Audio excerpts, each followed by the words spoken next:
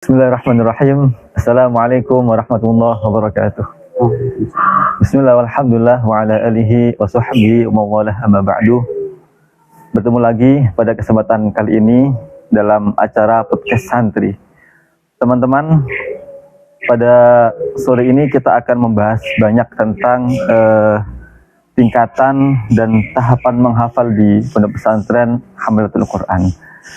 Sekarang kita kehadiran beliau Ustadz Muhammad Muslim Kamil. Assalamualaikum Ustadz. Waalaikumsalam. Bagaimana kabarnya? Alhamdulillah. Alhamdulillah ya. Ustadz Muhammad Muslim Kamil ini adalah salah satu santri yang sekarang menjadi kiai. Jadi beliau dulu ketika proses menghafalkan Al-Quran selesai dalam waktu lebih kurang 3 bulan saja, leres. Beliau juga salah satu santri yang juga kuliah di Universitas Hasyim Asy'ari. Alhamdulillah lulus dengan gelar SH, Sarjana Hukum. Alhamdulillah. Semoga Ustaz dinikmati dulu, Ustaz.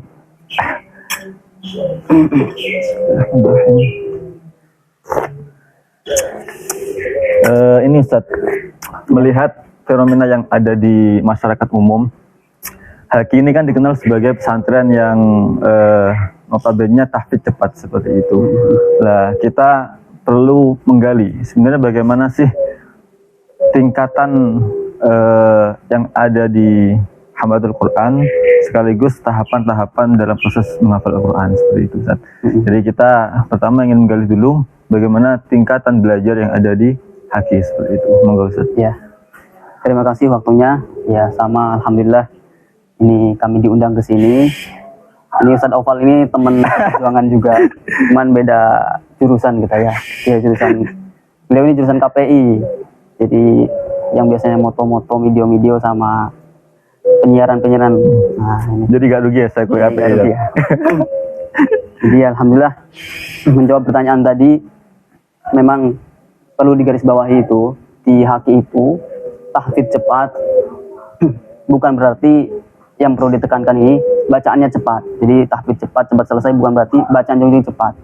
Justru di Haki ini sangat ditekankan bacaan yang haqqut tilawah itu. Kita bersyukur punya guru itu yang selalu memperhatikan bacaan kita. Jadi bukan hanya hafalan yang diperhatikan di sini, tapi bacaannya. Bagaimana bacaan Al-Quran itu supaya rapih, supaya bagus. Jadi yang baca itu bisa enak, yang dengar juga biar enak. Itu memang itu Bapak, kami memanggilnya Pak Yai itu memang luar biasa. Jadi memang di Haki ini terkenal tahfidz cepatnya sejak 2000, mungkin saya kesini 2014 itu sudah memulai program. Sudah, karena dahulunya sudah ada yang menemukan titik level tahfidz cepat itu, makanya dinamakan tahfidz cepat karena dahulu sudah ada yaitu Gus Fuad, terus Gus Faik. Nah itu dulu beliau-beliau ini yang bisa merangkum tahapan-tahapan proses menghafal dengan cepat. Nah akhirnya jadi, kami mengikuti. Tahfidz cepat sendiri itu bukan program yang memang sejak awal diprogramkan seperti itu tadi. Ya bukan, karena memang dahulunya di sini ya kayak umumnya kayak tahfidz seperti biasanya. Cuman memang bapak itu punya gagasan-gagasan bagaimana ke arah sana. Dan Gusti Allah ya memberikan kemudahan, akhirnya kita menemukan seperti kurikulum. Ustadz Faik, Gus Fuad, akhirnya beliau selesai dalam waktu 3 bulan juga. 3 bulan bahkan 1 tahun itu sudah bisa ditasmikan, sudah bisa didengarkan sama banyak orang. Sehingga ya itulah yang menjadi informasi halayak umum bahwa santri yang untuk di Haki itu bisa selesai dalam waktu yang relatif singkat seperti ya, itu. Betul itu. Memang itu karena ya berawal dari situ akhirnya ada namanya tahfidz cepat. Terus tadi jenengan menyampaikan gagasan Bapak terkait dengan ini dalam jangka panjang itu. Maksudnya bagaimana? Ya, Bapak sering matur itu. Jadi Bapak itu dulu sebelum adanya pondok, itu dari beliau mondok itu sudah mempunyai oret-oretan bahasanya. Jadi sudah punya catatan-catatan bagaimana nanti ketika mempunyai lembaga itu nanti tertata ke depannya. Gambarannya itu gitu. Gambarannya, benar itu. Itu beliau menggali itu dari mana untuk? Beliau menggalinya itu dari pengalaman beliau sendiri, terus dari kiai-kiai sepuh, dan ada banyak referensi. Jadi ketika Haki siap show itu sudah nggak kaget gitu, karena semua yang ada di Haki itu memang ya hasil dari pemikiran beliau. Jadi memang perlu dicatat juga, ini salah satu syarat pertama itu masuk Haki itu minimal lulusan SD atau lulusan MI. Usianya. Itu usianya, Ya, ya. itu usia itu. Dan memang ya syaratnya harus mau, tapi ya dipaksa dulu nggak apa-apa. Ya, karena kan dia semua anak itu langsung mau aja, tapi ya harus dipaksa, terus akhirnya terbiasa. Itu jadi semuanya santri itu yang baru, siapapun bisa masuk. Siapapun bisa masuk. Batasan maksimal usia itu nggak dibatasi, tapi kalau minimal itu ya setelah lulus SD atau Jadi meskipun usianya 40, 30 pengen mondok ke Haki masih bisa? Bisa, bisa, sangat bisa di Haki itu. Itu memang ada yang seperti itu? Ada, ada, bahkan dulu itu ada sudah jadi dosen kayaknya. Jadi dosen? Atau di rumahnya itu ada juga yang sudah punya lembaga, tapi ya pengen ikut tabarukan, jadi ikut kiai lah itu ya. Kiai, jadi pengen ikut hataman karena di sini kan terkenal ya itu tadi 5 juzan. Jadi pengen ikut barokah hataman di sini. Jadi ya memang waktunya nggak terlalu lama. Dia kadang sambil bawa anaknya, pengen merasakan bagaimana kegiatan di Haki dan pengen mendapatkan yaitu keberkahannya Al-Quran. Terus ketika masuk ke Haki, ini kan kita perlu tahu juga bagaimana tingkatan belajar. Gitu. Ketika misalkan saya masuk ke Haki masih 0, atau saya masuk ke Haki itu sudah dapat 5 juz, atau bahkan mungkin sudah hatam baru masuk ke Haki. Ini tingkatan belajarnya bagaimana sih? Nah, untuk tingkatan belajar, jadi di sini itu nanti ada pengetesan. Jadi semua santri baru itu dites. Nah, di situ nanti di tesnya itu untuk pengklasifikasian kelas. Jadi ada pengelompokan kelas. Jadi nanti semua santri baru dikumpulkan terus dites. Nah, dia dites bacaannya, dites hafalannya. Jadi nanti yang sudah di sini tuh ada beberapa tingkatan untuk kelas itu. Ada kelas A, B, C, D, E sampai F. Nah, jadi ada 6 tingkatan ya, 6 kelas. Nah, untuk kelas A sendiri itu memang kelasnya dikhususkan untuk yang murojaah. Yang murojaah, berarti yang sudah hatam. Sudah hatam, gitu. Sudah hatam, itu yang setorannya di Bapak sendiri, Bapak Yai, dan badal-badalnya Bapak. Jadi memang grade yang tertinggi itu paling tinggi di Bapak Yai, karena sekalian untuk menyambungkan sanad secara tidak tertulisnya itu ke Bapak. Terus pertama itu di badal-badalnya Bapak. Jadi ada tahapannya murojaahnya itu. Jadi berarti nggak semuanya langsung ke Bapak ya untuk yang hatam itu, tapi semuanya punya kesempatan nanti juga setoran ke Bapak, dan memang wajib seperti itu. Semuanya bisa kesempatan dan memang diwajibkan, diwajibkan untuk talaki secara langsung kepada pengasuh. Karena ya itu Bapak kan tadi selain hafalan yang diperhatikan, bacaannya juga harus benar-benar diperhatikan sama Bapak itu. Nah, itu karena dulu pernah ada itu, kalau di Bapak itu ya setoran kadang sudah lancar, tapi bacanya masih belum bagus, itu kadang binador lagi. Itu ada dulu itu sampai binador lagi, membaca lagi gitu. Oh, ditungguin sampai malam kayaknya itu, sampai jam 12 lebih itu, anaknya sampai nangis-nangis itu. Nangis-nangis gara-gara bacaannya belum. Bacaannya itu belum bagus. Nah, belum standar kita lah gitu. Standar kita. Terus lagi kan ada kelas D. Nah, kelas D ini udah yang memang sudah bacanya sudah bagus dan hafalannya juga sudah lumayan bagus, tapi memang dia belum hatam, belum masuk murojaah itu yang kelas B. Sama semakin ke bawah C, D, E, F itu semakin grade-nya menurun dalam artian ini yang menjadi bacaan yang menjadi standar itu bukan hafalan berarti. Bukan hafalan, jadi bukan juga kemampuan hafalan tapi bacaannya. Jadi bacaannya itu semakin ke bawah semakin menurun. Jadi kelas F itu kelas ikro, biasanya kelas persiapan.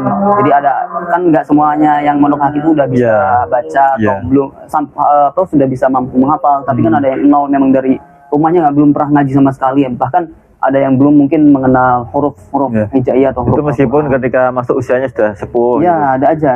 Jadi memang teman-teman misalkan sudah berusia entah itu 20 ke atas atau bahkan lebih, kemudian kok ngerasa masih nol, itu di sini juga bisa gitu, nggak apa-apa gitu. Memang ada kelas khusus untuk teman-teman yang baru mau belajar. Ini kan juga banyak pertanyaan dari apakah di Haki itu harus sudah bisa baca Quran atau harus sudah punya hafalan, kan enggak juga. Ya, enggak harus. Pokoknya belum bisa baca huruf atau bahkan belum pernah pegang Al-Quran di sini. Oh, gitu. Nanti dikenalkan dengan dengan Al-Quran. Iya. Nah itu pengklasifikasian tempat, itu pengelompokan tempat tadi itu. Jadi tingkatan bacaan belajar yang ada di HQ itu menyesuaikan tingkatan bacaan. Jadi misalkan nanti teman-teman misalkan ketika masuk ke HQ kelas D, bisa jadi nanti dalam berapa bulan, 2 bulan, 3 bulan, teman tuh bisa naik ke kelas C misalkan, dan seterusnya sampai nanti proyek A bisa naik ke kelasnya Bapak Kiai. Jadi per bulan itu ada kenaikan kelas. Jadi dari kelas F tadi itu kalau sudah lancar nanti dia naik kelas E terus sampai ke kelas B. Nanti di ujungnya itu dia bisa tamrojaah, yaitu dilanjutkan ke setoran badalnya Bapak sampai ke Bapak Kiai sendiri. Jadi cukup jelas ya tingkatan-tingkatan belajar mulai teman-teman ketika baru masuk ke HQ sampai teman-teman masuk ke kelasnya Kiai kelas A. Ini sedikit gambar tentang tingkatan belajar. Sekarang ini ini juga mungkin banyak sekali pertanyaan dari netizen ya, atau teman-teman yang ingin masuk ke HQ. Juga sekaligus pertanyaan, masuk di HQ itu 6 bulan gitu. Ini bagaimana sebenarnya tahapan menghafal itu kan? Soalnya kalau kita melihat umumnya di pesantren itu kan, itu ada anak yang hatam 3 tahun aja itu udah luar biasa kan, cepet itu kan. Rata-rata ya 5 tahun, 6 tahun gitu kan. 6 bulan gitu. Sebenarnya bagaimana sih 6 bulan itu? Maksudnya itu loh. Nah itu memang untuk tahapan di HQ ini dimulai dari pertama binadhor.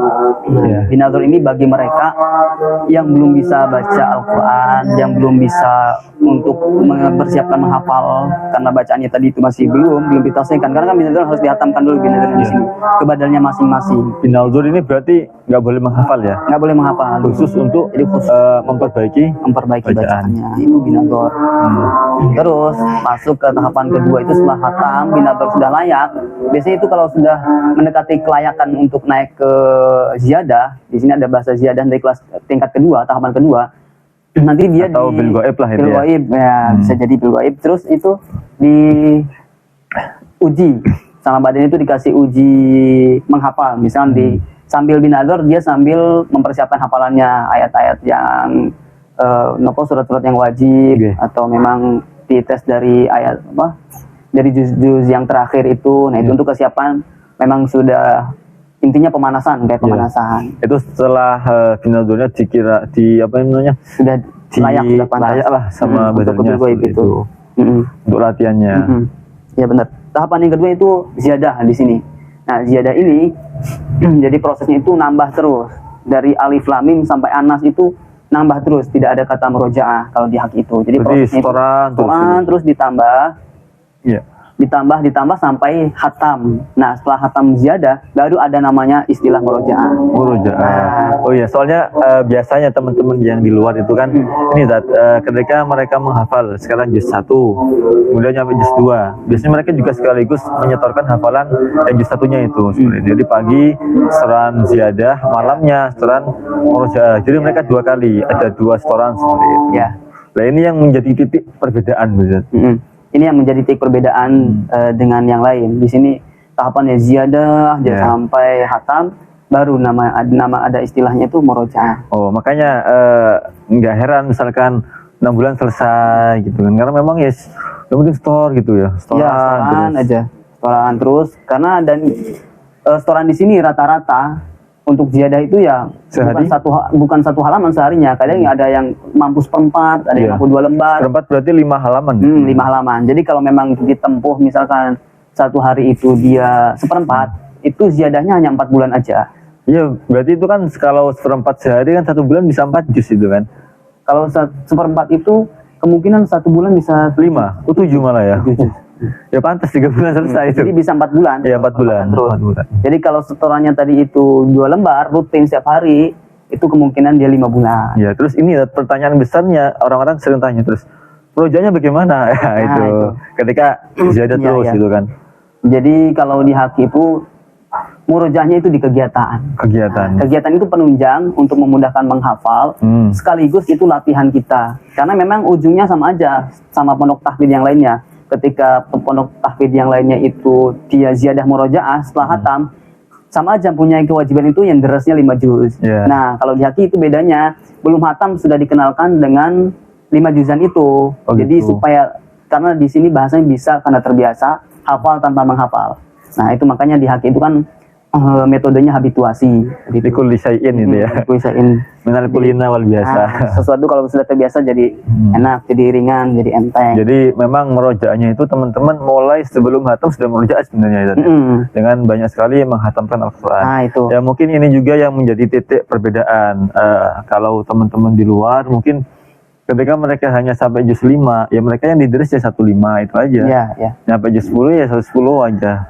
Itu sangat jarang teman-teman yang bisa hatam walaupun binadur baca dengan melihat itu bisa hatam drisnya. Iya, Kalau di sini bahkan teman-teman yang belum hatam pun mereka sudah terbiasa Ya. menghatamkan Al-Quran. Nah, itu mungkin yang menjadi nilai plusnya dan yang menjadi apa namanya barokah lah kalau Ya, itu memang Bapak itu kan. dauhnya Bapak itu ya. Kita dari khataman itu banyak barokahnya. Kita kalau lihat itu di tibian orang yang menghatamkan Al-Quran itu 60.000 malaikat. Dikali jumlah santri di haki itu tiap seminggu hatam, berarti berapa miliar atau mungkin triliun malaikat yang ikut mendoakan. Memang makanya kenapa di haki itu memang kalau kita melihat ke haki, misalkan penasaran dengan di haki itu mau siang mau malam itu banyak anak yang ngaji dengan sendirinya. Kadang ya kalau di sini tuh kalau nggak ngaji malah sungkan. Kok yang lainnya pada ngaji? Seperti yang kemarin siang itu dari mana itu kan ketika ke sini siang. Ya, ada yang tadi Ustadz, banding. ini waktu istirahat gitu. Ya istirahat ini loh. Istirahat aja itu masih banyak yang ngaji gitu kan itu. Itu kan luar biasa. Jadi itu. dengan sendirinya anak-anak itu kegiatan tanpa dikomando, untuk kegiatan mandirinya itu sudah dewasa sendiri-sendiri. Ya, itu tahapan ziyadah 6 bulan, ada yang 1 tahun, ada yang 3 bulan. Memang di sini itu ya semampunya. Kalau ditargetkan itu harusnya ya ziyadah itu seperempatan juga. Cuman kadang kalau anaknya itu nggak mampu, itu dikembalikan ke anaknya jadi semampunya. Yang penting bagaimana setiap hari ini anak ini selalu setoran. Istiqomahnya berarti yang ditekankan. Memang di haki itu ya diajarkan bukan bagaimana cepat hatam sih, cepat lancar, tapi diajarkan juga bagaimana supaya istiqomah, menjaga derasnya itu. Karena dari haliyahnya kegiatannya itu setiap hari, yaitu untuk menjaga istiqomah, dilatih istiqomah. Berarti teman-teman sekarang kan sedikit paham ya, setelah kemarin penjelasan dari Ustadz Alvin, kegiatan yang begitu padatnya, kemudian tahapan menghafal itu sebenarnya yang dilatih di sini itu bukan kelancaran, tapi istiqomah. Bukan juga target tadi, bukan juga target harus 6 bulan, harus 3 bulan enggak, tapi karena saking istiqomahnya itu akhirnya mereka selesai 6 bulan. Seperti itu. Selesai mereka ziyadah, tahapan selanjutnya apa? Kalau biasanya kan hatam ya udah hatam gitu kan, ya udah selesai hatam, nggak ada tanggungan apa lagi. Jadi tahapan selanjutnya setelah ziyadah itu ya murojaah 1 namanya. Murojaah 1 itu ya seperempatan biasanya. Anak-anak itu wajib memang kalau yang ziyadah itu tadi kan semampunya. Tapi kalau yang murojaah 1 ini seperempat, dia dituntut bagaimana supaya bisa sehari semalam itu seperempat. Nah, kalau yang sekarang, kalau dulu itu zaman kita itu sama bapak itu setengah juz dipaksa pokoknya. Jadi bagaimana kita itu yang dulu hatam ziyadah langsung disuruh hatam murojaahnya itu suaranya setengahan. Jadi ketika hatam pertama, setoran kedua harus wajib itu dan benar-benar itu dituntut bapak. Mungkin ini juga di anak-anak sudah ada yang bisa sih. Artinya kalau memang sudah mampu setengahan itu nggak apa-apa langsung setengahan. Cuman kalau belum mampu itu diwajibkan untuk seperempatan. Jadi memang ada aja anak yang sudah hatam itu memang langsung bisa setengahan. Nah kita dulu kalau terus setengah terus baru setor seperempat itu diwajibkan langsung buat seperempatnya lagi. Saya pernah tadi itu. Jadi ketika malam ya, kita kan malam itu mungkin sampai jam 1, jam 12 itu kita setor awal. Kemudian kok nyampe seperempat berhenti. Kok sudah gitu? Tidak siap sudah. Ya udah, persiapan lagi di sini. Akhirnya yang kita selesai setoran, kita mundur. Gak boleh pulang ke kamar, tapi persiapan di situ untuk seperempat berikutnya. Bayangkan, kita harus menyiapkan seperempat selanjutnya di tempat setoran. Akhirnya ya sampai malam nanti. Kita terakhir setor lagi seperempat itu. Seperti itu, Masya Allah. Ya memang Bapak itu ya namanya setoran hafalan berarti kan memang hafalannya harus benar-benar disiapkan, terus bacaannya juga harus bagus itu. Itu tahapan yang pertama tadi murojaah. Terus lagi ya setelah hatam juga sama murojaah juga dari alif lam mim sampai anas.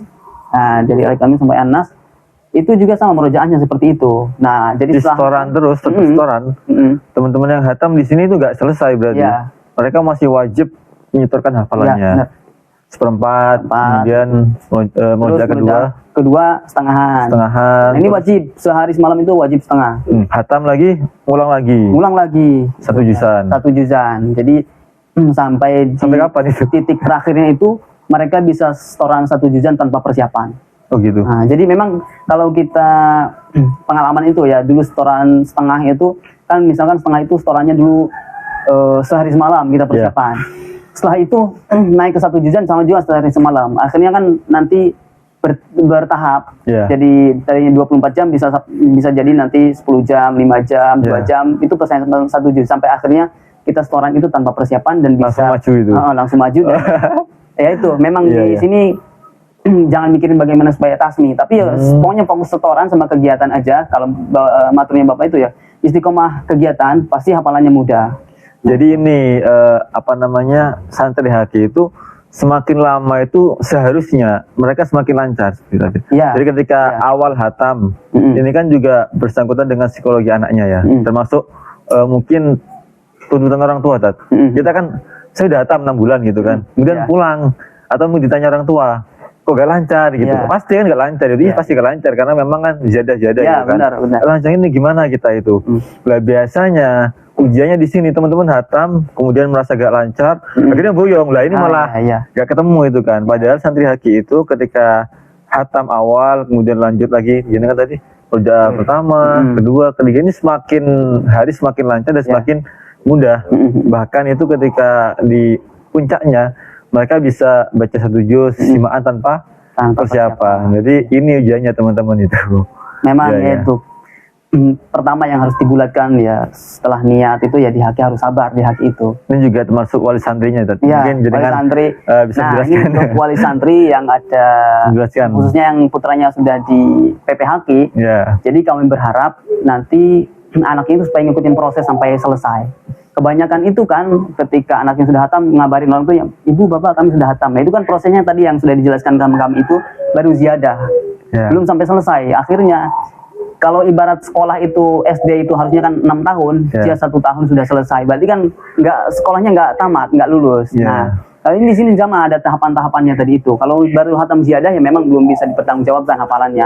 Ya, jadi harus diikutin, harus sabar juga wali santrinya. Jadi ketika anaknya ngabarin hatam itu jangan langsung, pokoknya ayo pindah pondok. Nah itu diikutin aja, sama aja, semua pondok tahfidz itu sama aja. Jadi justru itu lebih enaknya dilancarkan sampai selesai, sampai tasmi di haki ini. Terus baru setelah itu bisa tabarukan. Yang namanya tabarukan itu kan setoran sama kiainya langsung bisa 1 juzan atau 2 juzan atau bahkan 3 juzan, itu terserah yainya yang nanti di pondokan di mana disetorkan. Cuman ya itu memang harus selesai dulu. Tapi kalau nggak selesai terus akhirnya nggak selesai ditarik, itu akhirnya Qur'annya juga nggak jadi biasanya. Nah, inilah yang penting itu. Makanya jangan sampai salah paham itu, bahwa sebenarnya ya itu memang programnya mengantarkan santri agar sampai di tahapan tasmi bisa baca 30 juz. Jadi memang ada wisuda. Itu wisudanya bagaimana? Macam-macamnya, syaratnya, tasminya dan sebagainya itu. Jadi untuk proses wisuda di haki itu ada 2 kategori. Pertama masyhuroh. Nah untuk masyhuroh ini dia hatam ziyadah, terus hatam murojaah 1 sama munaqashah di sini. Munaqashah itu apa, ujian? Ya, semacam ujian, tapi di sini fisolah di dalam sholat, mereka itu sholat mutlak mau sholat sunnah apapun, tapi bil jahar itu sambil direkam. Nah, makronya itu setengah juzan setiap mereka tampil itu. Jadi mereka membaca Al-Quran setengah juz dalam sholat, bil ghaib itu ya. Hafalan. Jangan hafalan bil ghaib. Jadi ada yang nyemaknya. Ada nyimak. Udah dibuatkan skemanya sama panitia wisuda, nanti itu ada timnya.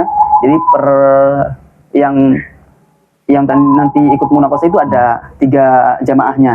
Nah itu yang nyemak bacaannya di dalam sholat. Itu untuk wajib direkam gitu, karena itu buat ngoreksi juga. Nah itu yang masyhurah itu tadi. Jadi setelah hatam murojaah 1 terus ikut munaqashah. Yang kedua itu ikut syahadah. Wisuda syahadah. Jadi wisuda syahadah ini mereka yang sudah mampu membaca 30 juz 1 dudukan. Tasmi gitu. Tasmi ya, didengarkan nanti sama teman-temannya, itu disimakkan. Itu juga dengan penilaian gitu. Jadi salah berapa, nanti setiap juznya itu ada salah berapa. Itu tetap kalau memang belum layak tasminya itu belum benar-benar lancar, Ya. ya diulangi lagi nanti. Nah itu untuk yang tasmi yang syahadah. Ya. Jadi seharusnya memang santri haki itu sampai di tahapan itu. Ya. Baru mungkin kalau mau kuliah di luar negeri atau mau belajar apapun itu memang udah selesai Ya, gitu. ya. Jangan sampai baru 6 bulan hatam kemudian belajar kemana atau mungkin boyong atau mungkin kemana sehingga wah haki itu cepet tok itu tapi gak lancar. Ini Ya. kan banyak gitu Tat. Nah itu untuk Haki itu menjawab cuma hatam tok cepet Ya. gitu tapi gak lancar gitu. Ini kan kesalahpahaman yang Ya. terputuskan seperti itu. untuk menjawab pertanyaan itu ya itu memang Ya, ya. kebanyakan ya di luar itu yang sudah proses ziyadah. Nah, mereka itu lagi-lagi nggak sabar karena memang ya di haki itu kegiatannya full kesehariannya, jadi nggak ada waktu buat leha-leha. Akhirnya mereka dengan ketidaksabarannya itu mereka pengen cepet-cepet boyong, padahal tahapannya itu ya harus proses yang sebanyak. Ya, ya. Itu Jadi itu teman-teman qiraah masyhurah, kemudian qiraah wisuda wisuda. syahadah, kemudian di haki juga sebenarnya juga sampai pada tingkatan apa namanya qiraah sab'ah Ya. seperti itu. Ya di haki itu sudah ada program qiraah sab'ah. Jadi bagi teman-teman yang mau ikut itu bisa. Jadi syaratnya ya yang qiraat yang hafaznya itu sudah Ya. dimungkinkan dulu baru ikut yang qiraah sab'ahnya. Ya. Jadi di haki itu sebenarnya sudah terkurikulumkan semua Ya. tahapannya, metodenya atau bahkan apapun yang menunjang kegiatan menghafal itu disiapkan Ya, semuanya benar. sampai Benar. di tingkatan qiraah sab'ah Sab'ah. seperti Ya. itu. Jadi teman-teman nggak usah khawatir, apalagi terkait dengan sanad tadi. Oh ya. Ini kan juga banyak tanya teman-teman, sanadnya itu kemana itu kan? Padahal kita jawab ya sanadnya itu Buyerang lah gitu. Ya. Masa Tebiru masih tanya lagi kemana itu? Ya itu sebenarnya sudah menjawab lah itu. Jadi saran kita ya karena bapak itu santrinya Madrasatul Quran Tebuireng ya itu sudah finish. Mungkin nanti kalau nggak tahu Tebuireng ya bisa di Google aja itu. Atau ini Madrasatul juga, Quran Tebuireng. ini kan kelihatan besar Nah banget ini, ya. ini ada juga ini di sini bisa tertulis Indonesia juga. ini ya. Indonesia. Jadi dari Iya, iya, karya iya. teman kita yaitu Ustaz Abid Mu'afan. Abid Mu'afan. Jadi ada Kakak tingkat kita di Bait Al-Quran. beliau meneliti sanad Al-Quran ulama Nusantara. Jadi memang ya haki juga sudah jelas sanadnya Ya. gitu, nggak usah ditanyakan lagi gitu. Seperti itu. Ya mungkin ini kita sudah lumayan panjang Ustaz. Minimal kita sudah mendapatkan gambaran bagaimana tahapan belajar di haki mulai awal masuk sampai kelas murojaah, kemudian juga tingkatan-tingkatan tahfidnya Ya, sampai sabah itu kan. Kita harap semoga nanti teman-teman yang mau masuk ataupun yang sudah masuk ataupun wali santrinya itu Ya. paham dengan kondisi atau metode yang ada di sini. Seperti itu. Mungkin teman-teman untuk lebih jelasnya terkait dengan metode habituasi, kita nanti akan mengundang pakarnya Ustadz Muhammad Taib Faizin. Ya, itu Beliau yang kita semua. mencetus metode habituasi seperti itu. Mungkin terima kasih untuk Ustadz Ya, sama-sama. sudah berkenan hadir di podcast santri. Semoga bermanfaat. Dari kami mohon maaf. Assalamualaikum warahmatullahi wabarakatuh.